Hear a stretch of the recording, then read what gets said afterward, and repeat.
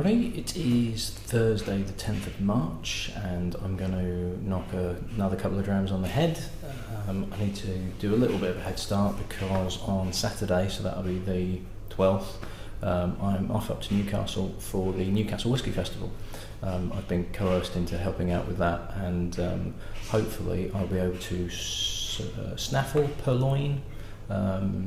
Basically, I'm going to try and get some drams. I'm going up with a load of empty miniature bottles and some business cards, see if I can spread the word and hopefully get some samples to keep me going through this challenge of ones that I wouldn't normally get otherwise. So fingers crossed for that. So tonight, no real theme still. I've been sent a really kind donation by a guy on Facebook called Tobias von Neubronner, I think. Apologies if I've got that name wrong. He sent me 6, which are from places such as Luxembourg, Belgium, Germany, some really interesting drams in there.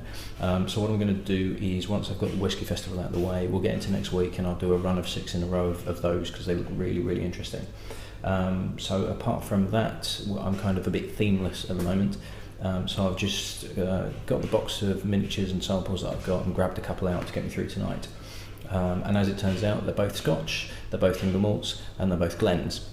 So the first one we're going to do is this one. So you might recognise this bottle from other ones that Chris Cook and his wife Lindsay have kindly donated in the really nice jam label that they put on it as well. So this particular one is Glengoyne. It's a 10-year-old Glengoyne, the distillery bottling. Now, obviously, it doesn't look like that. So this is what the bottle of Glengoyne 10-year-old looks like if you were to find it on the shelf. And this is where the distillery is geographically. Now, it's about 20-minute drive north of Glasgow. It's quite a popular tourist attraction because it's quite easy to get to from obviously one of Scotland's major cities. But it lies directly on what's called the Highland line. Now this was relatively new to me, and it's actually a handy little kind of marketing thing that they can use. And interestingly, they don't really dwell on it too much, and I think it's interesting enough that they could probably milk it a little bit more. Now the Highland line is it's actually a fault line across the country, and it separates essentially. It's a geographical fault that separates the Highlands from the Lowlands. Now the Glengoyne distillery is actually situated right on this line, and it turns out that the stills are on the Highland side, and where they mature the casks are just over the road on the Lowland side. So you could market it as a Highland whisky that's matured in the Lowlands, so it combines the two.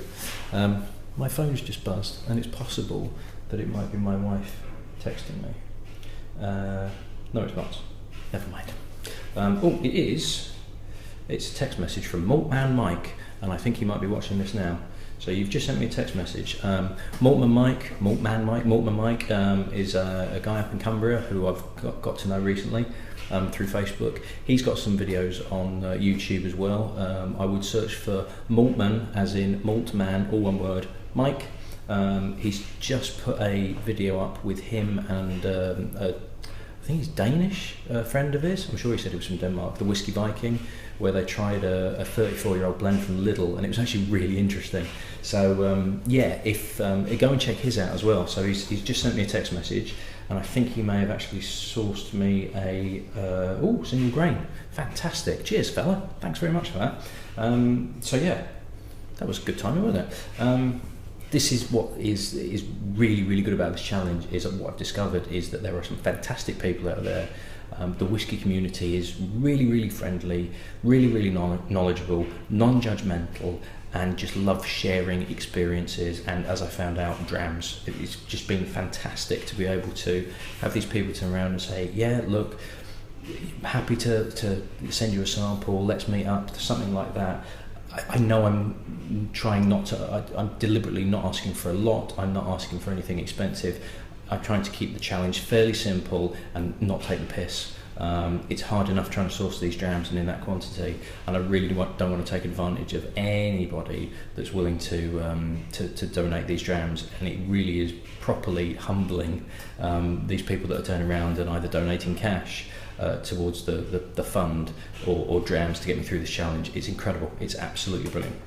So anyway, Glengoyne, which was founded by a guy called George Connell in 1883, and as I say is on the border of Highland and Lowland, and wasn't really particularly well regarded until it was purchased by a company called Ian MacLeod, which was basically a bottling company. Their best known brand was probably Isle of Skye, which was a blend. So they were buying stocks from various people, and it was 2003 that they bought the distillery, and it was the first distillery that they bought. So they were buying stocks from various distilleries and bottling them up in terms of blends, or I think they were doing some kind of independent bottling, single malts, and also vatted malts as well. Not vatted malts, blended malts. They used to be called vatted malts, but it's now blended malts, the official term. And they bought Glengoyne, which was fairly run-of-the-mill, just kind of pootling along, was a cheap, generic, ordinary, nothing particularly special, which was strange because it was from 1965. It was owned by a company who became Edrington, who owned Macallan, and it was almost like they were just focusing on Macallan, and Glengoyne was just there to kind of we'll sell some bottles of it, we'll make the whiskey, but they weren't really taking any care of it.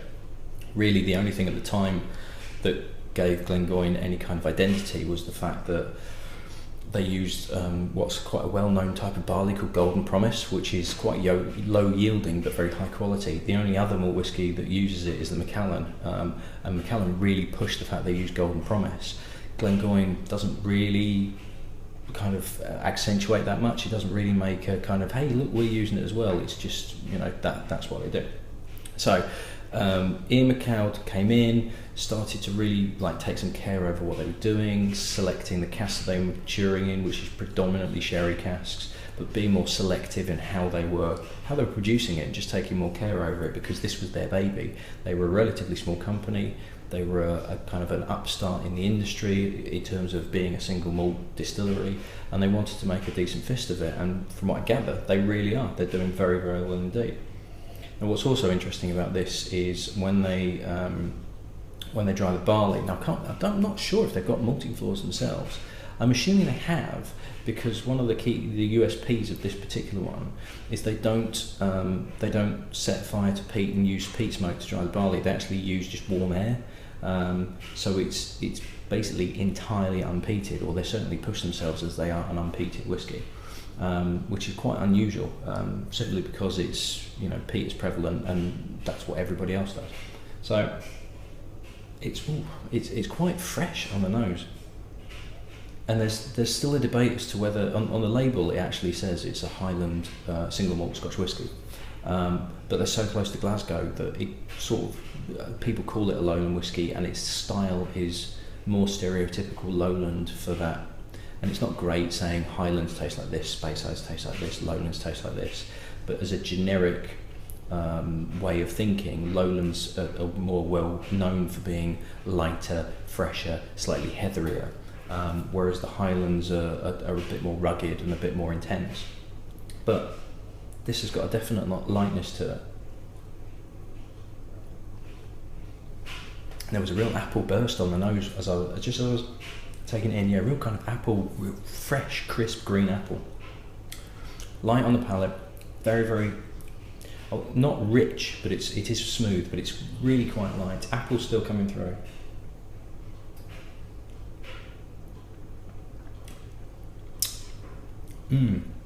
Quite prickly as well, and it's 40%, and it's not really an alcoholic burn prickle. It's a spiciness. Sort of a pepperiness, but it's not a Talisker really punch you in the face pepperiness. It's kind of like white pepper, but it's got a definite tingle all around your mouth. Quite spiky, but pleasant, not an unpleasant roughness. It's very delicate. There's a definite apple vibe there. There's quite a nice maltiness coming through. Little bit of oakiness, but not too much. but that prickle's still there, and it's really hard to describe, to kind of pick something out to say it's the prickliness tastes like this, because like I say, it's not an alcoholic burn prickle, it's not a back of the throat, it's kind of all around the mouth, but it's nice and light and delicate and very easy drinking.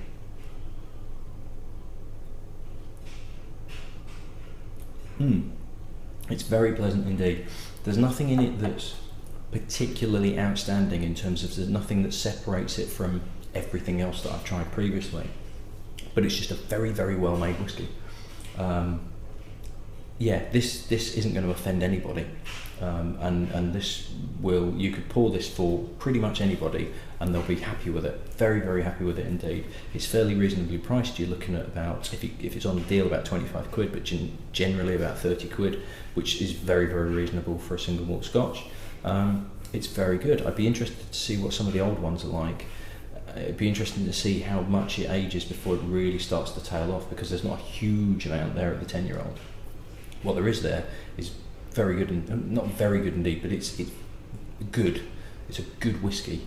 It's not completely outstanding, but it's very solid, and I think if you were to give that to somebody as a present, they would be more than happy with that. They would open it, they would drink it, they would enjoy it. They might not go, oh, I need another bottle of that when they finished it, but they would be perfectly happy when they're drinking it. It's good stuff. Cheers for that, Chris. Much appreciated. I'll do a quick rinse out and then we'll move on to another one. See you in the next one. Bye.